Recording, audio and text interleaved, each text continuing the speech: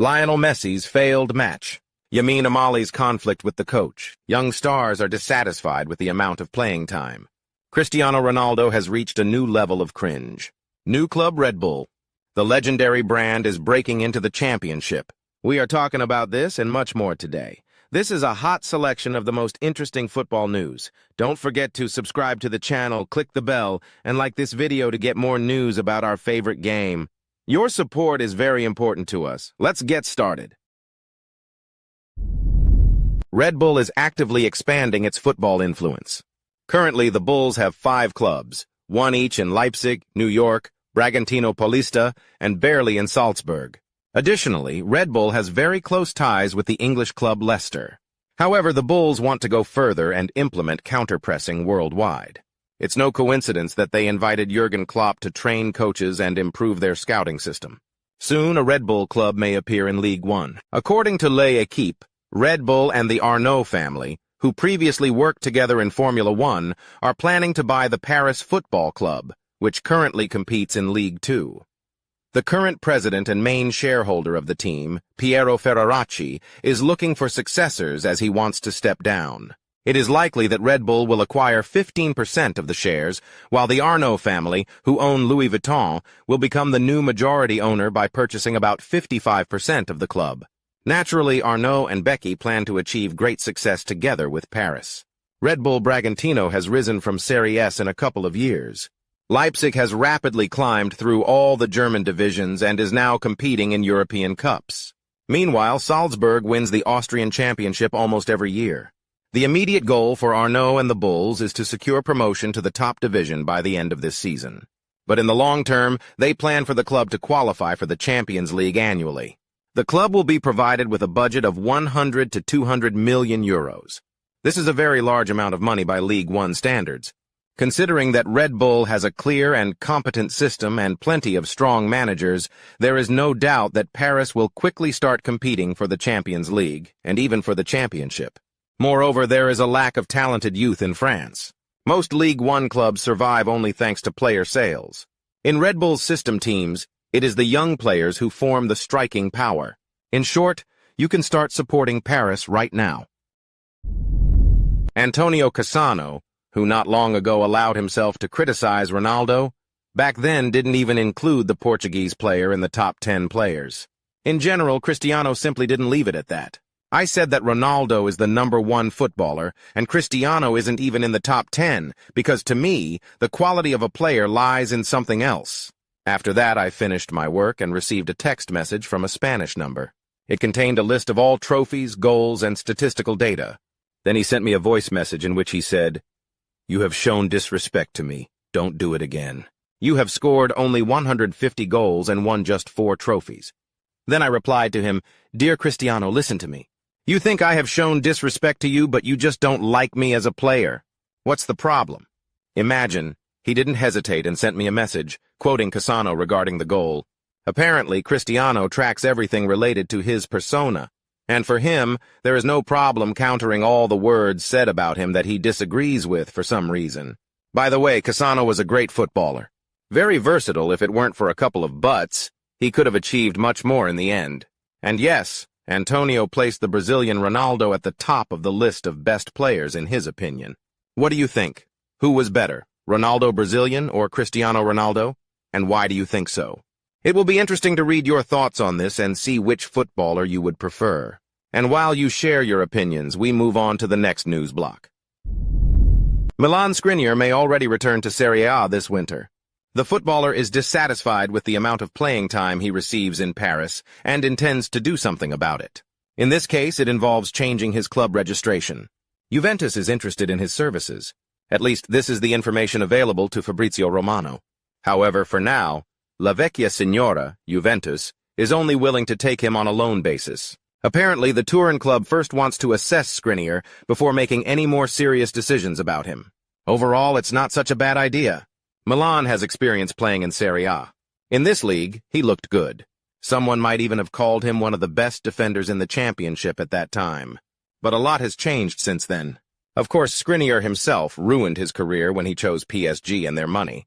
In the end, everything turned out badly for him in this team. At Inter, he was a leader, and the fans loved him.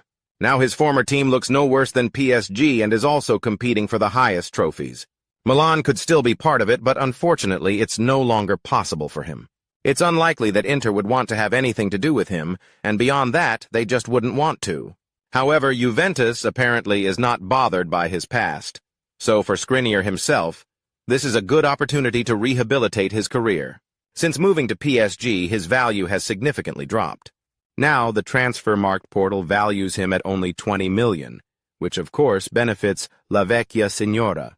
The Parisians will not ask for big money for him. Continuing the topic of Inter and PSG, according to Calciomercato, French sheikhs want to acquire another player at Lazio. This time it is about Marcus Thuram. PSG representatives have already attended some Inter matches, where they have once again confirmed that Thuram is the guy they need. According to the source, his contract includes a clause worth 90 million, and the Parisians are ready to activate this very clause. For reference on the Transfermarkt portal, Thuram is traded for 65 million. Since his transfer to Inter, his value has more than doubled. Well, let's see if Thuram will follow in Skriniar's footsteps.